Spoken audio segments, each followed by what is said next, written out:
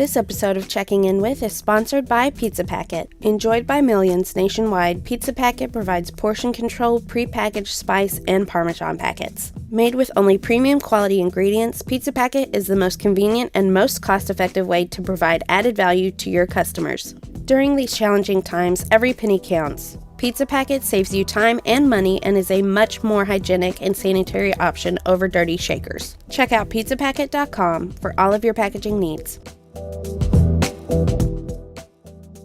Hey there, welcome to Checking In With. I'm your host, Jeremy White, editor-in-chief of Pizza Today magazine. Today, I am joined, as always, with executive editor Denise Greer. Hello, everyone. Glad to be here. Denise. And we have a special guest today, Laura Meyer, who is the head chef at Capos in San Francisco. Hey, Laura. Hi, everybody. How's it going today? I'm doing great. How about you two?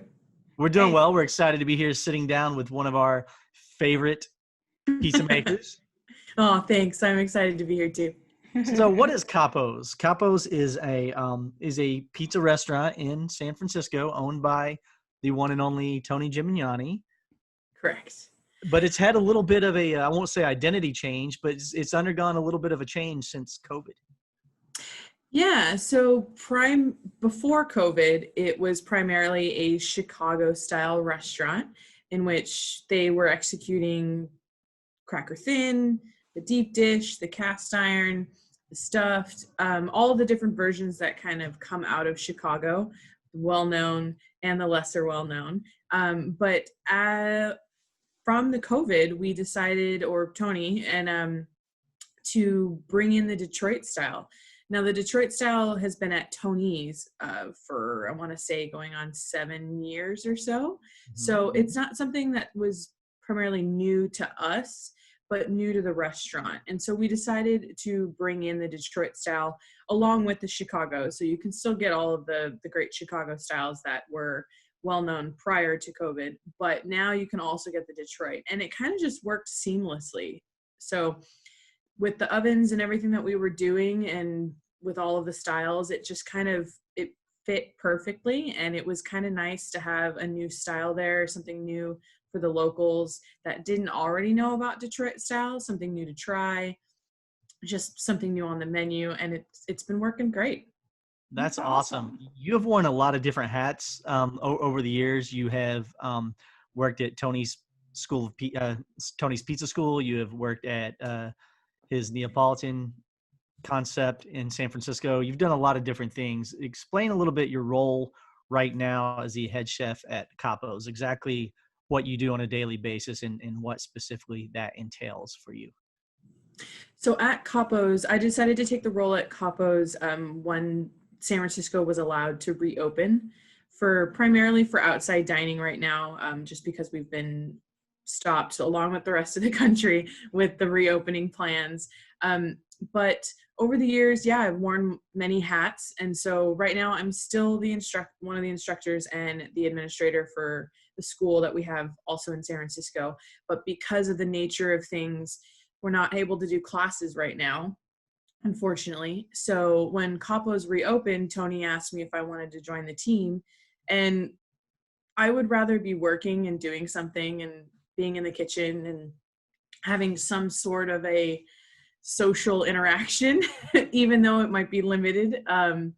It would be better than to do nothing. And I've always loved that location. And I've actually thought about it not too long ago, and I told Tony, but I'm his longest standing employee. And I'm now, because I've checked off Capos, I've worked at every single one of his locations. Well, Tony refers to you as, you are his right hand. You are his go-to person. So, how has for you personally, having to kind of make that, career shift, shifting between the brands, how have you adapted to that yourself? Well, I've been lucky enough to that he's kind of brought me along for the ride all these years, and it's been almost 15 years now, and it's been a wild ride to say the least, but a great one. And so it's been great to be able to see the different sides, just how different types of companies operate. which has been fantastic. I've learned a lot along the way, and adapting has definitely probably been the one thing that even now, as even though I might still be young, I'm always going to be in that kind of managerial role. And so, especially now with everything that's going on with COVID and everyone's insecurities and whatnot, everyone's really nervous about their jobs. And so being able to adapt is something that I've kind of been trying to help people with.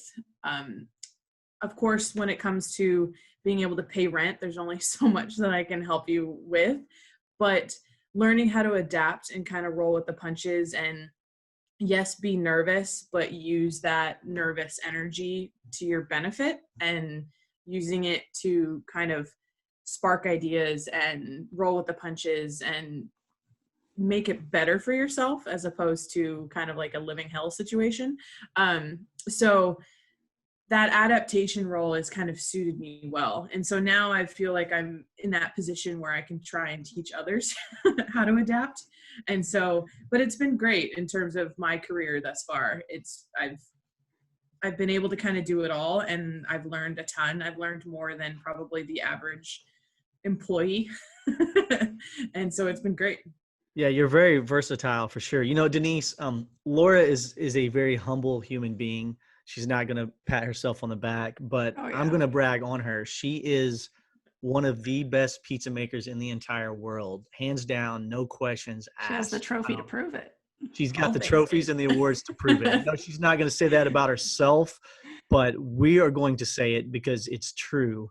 But you know, Laura, one of the things about your versatility is because you've worn so many hats and have worked in so many different concepts with Tony over the years.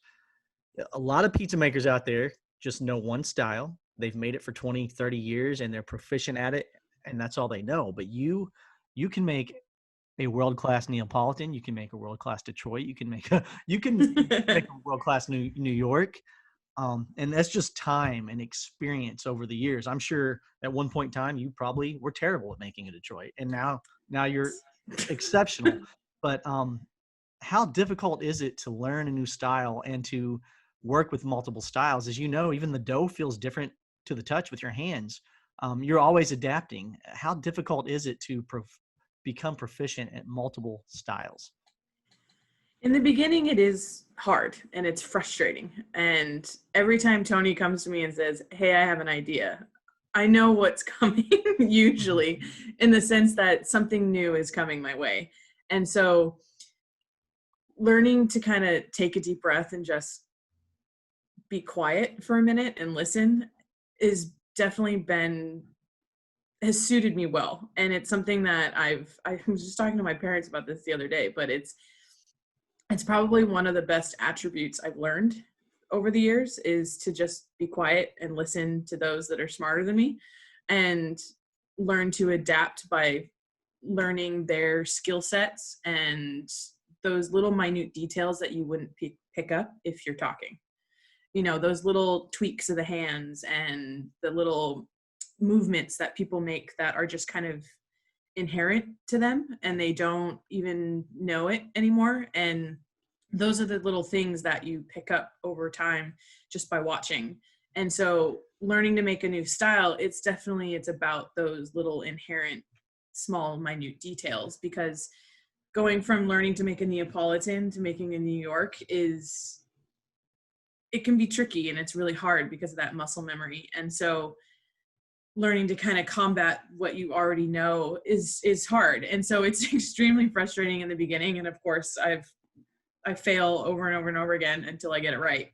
And then learning to not only execute that style on a daily basis, but then to teach somebody else how to do it it's a completely different skill set.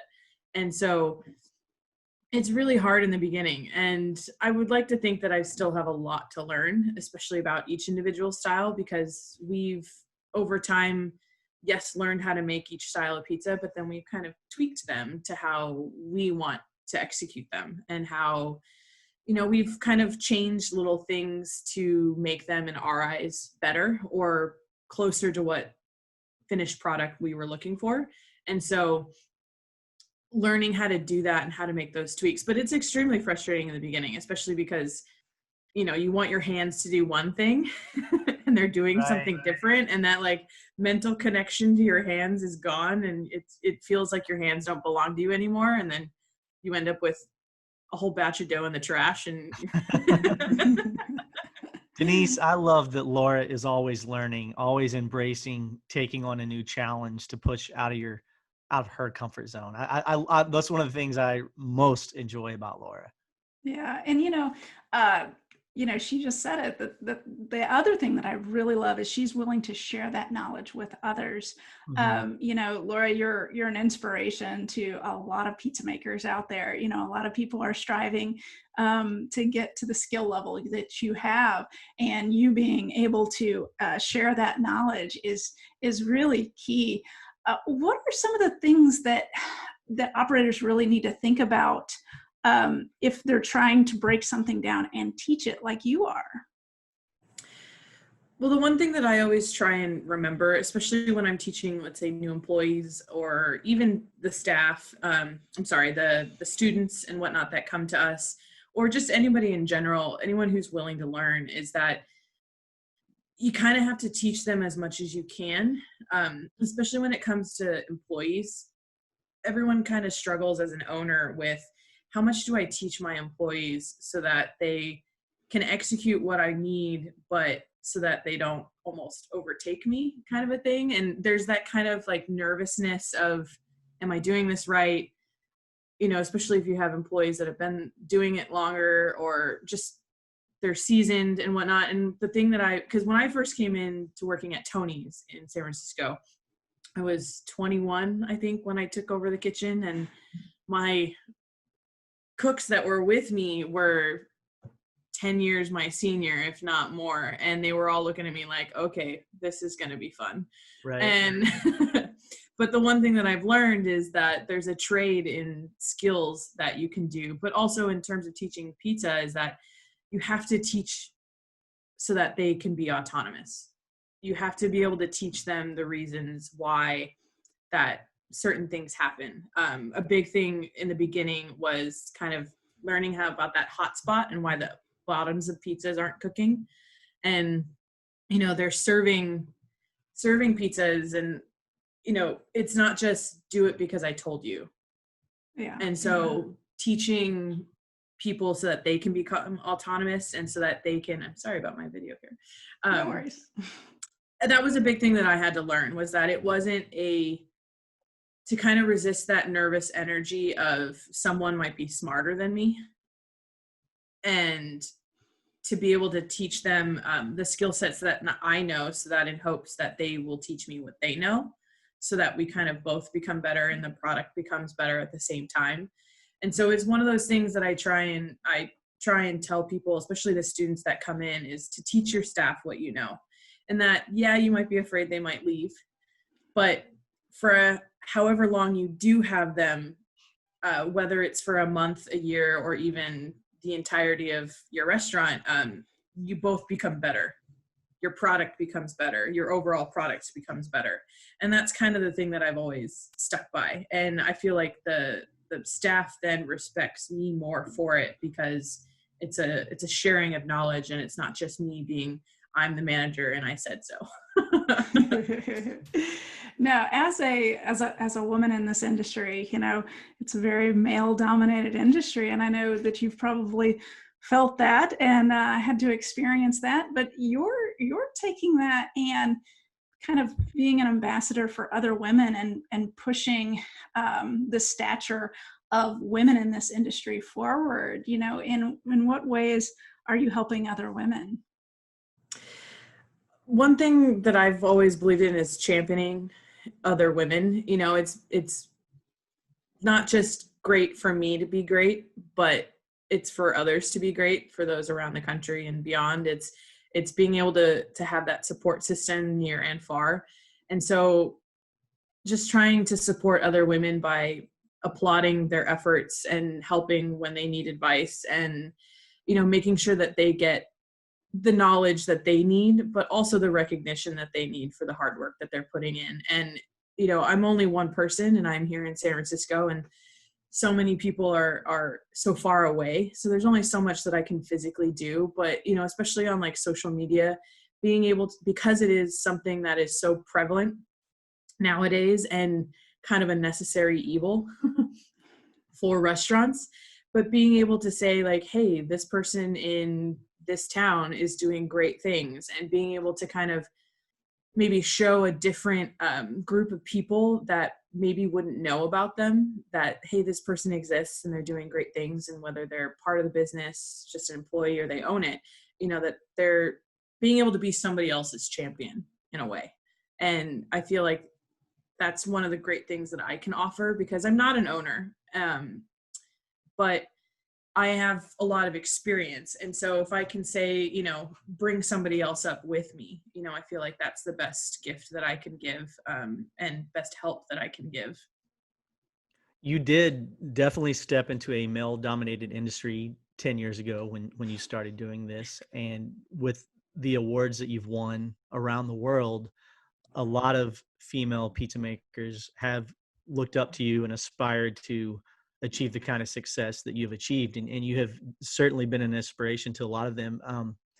Do you ever get any emails or phone calls from young female pizza makers who just want to learn from you, or who just tell you, hey, thanks for being out there and doing what you do? Because I know that a lot of times at Pizza Expo, I get comments to me about you, about what an inspiration you've been. So I'm assuming they reach out to you as well. On occasion I do.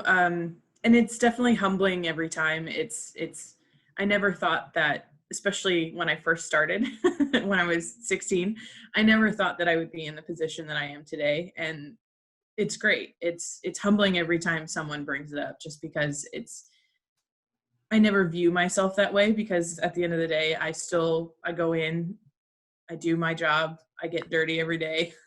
I'm hot, I'm sweaty. It's not glamorous by any means, but it's fun, and it's reassuring that I'm doing something right and I'm doing something good.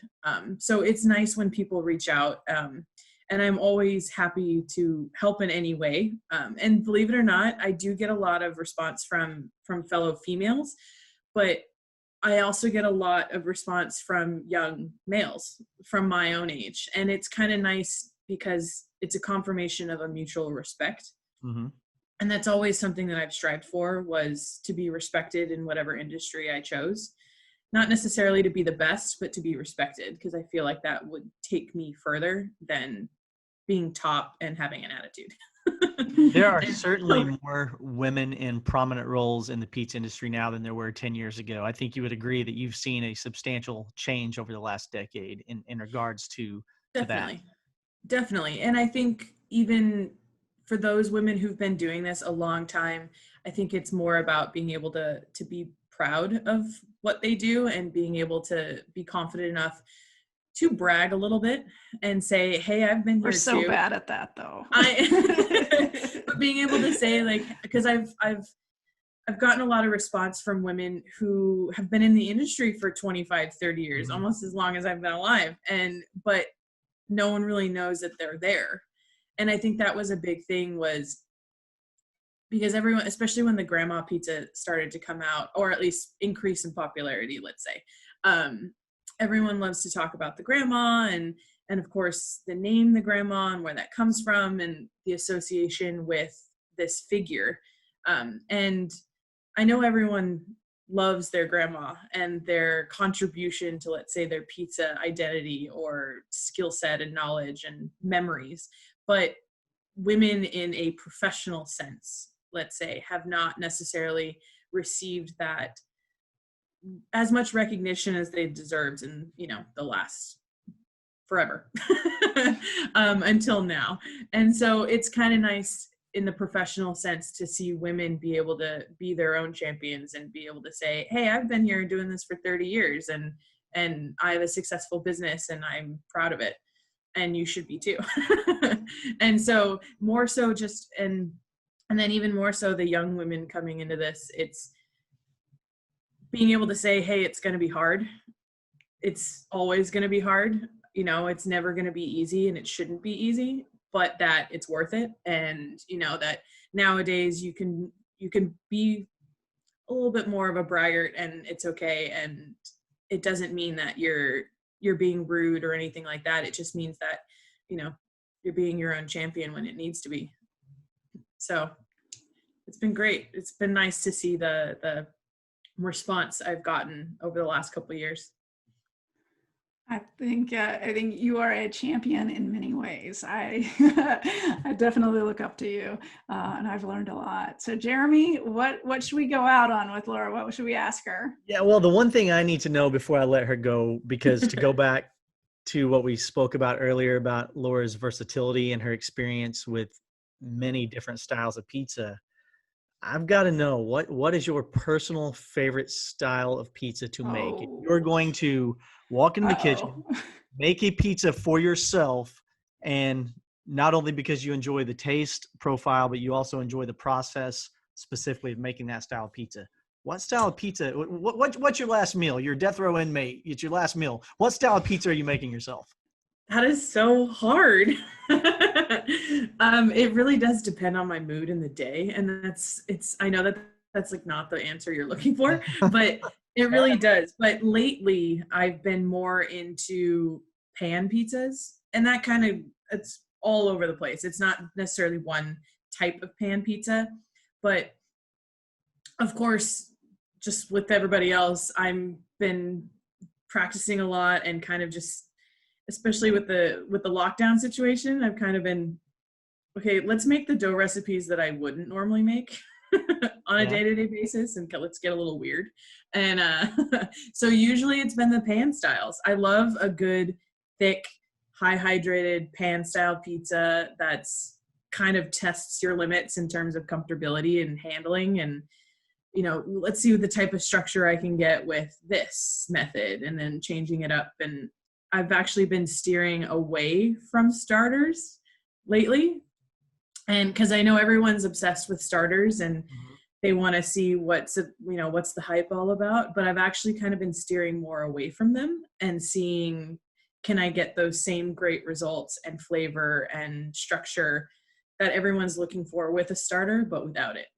And so lately it's been pan style pizzas and no starters. All right. Fair enough. Well, Denise, what style are you asking Laura to make you at the end of the day? Have her make man. Well, Laura, since you all just started Detroit over there at Capo, I guess I have to say, make me a Detroit pizza. It's a good pizza. All pizzas. And now I'm like just ready for lunch now. It's funny because I just made one in my home last night. So wish I were in California right now. It was good. It was good. All right. Well, thank you. Thank you so much for joining us today. We appreciate, you sharing your knowledge, and we can't wait to see what's ahead for you. Thanks so much, guys. All right, thanks, Laura. See ya. All right. Yeah. Bye. Bye.